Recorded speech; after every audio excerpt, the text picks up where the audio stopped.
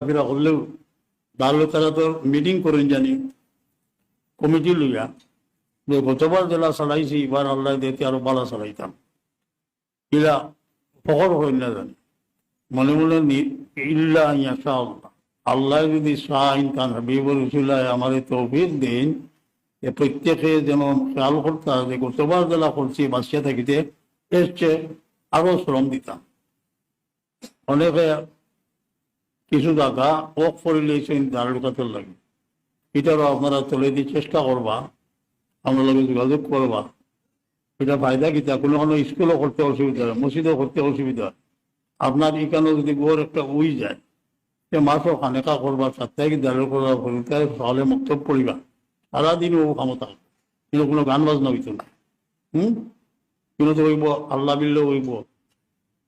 মসজিদ যে ফাড়োর আবেদন করছিলাম বাক্কা আগে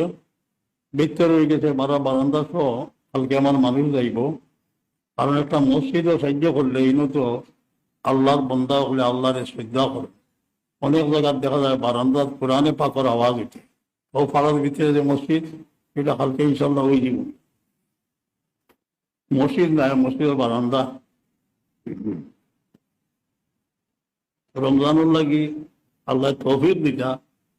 এখন যারা মাজুরও আছেন নানান কারণে মানুষ মাজুর কেউ ওনার 8 রাত 20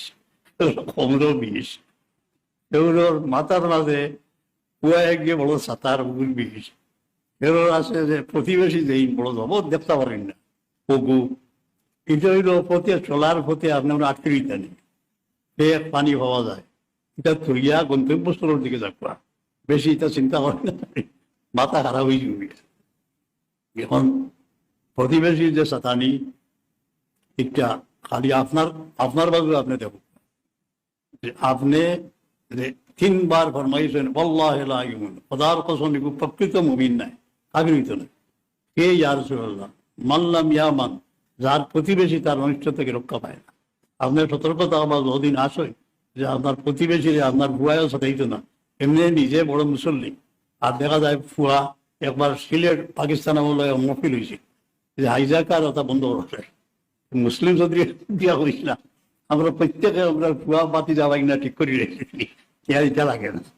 সকলে সমর্থন করছে এটা রাজধানী ফুয়া ঠিক করো রিলেটিভ ঠিক করো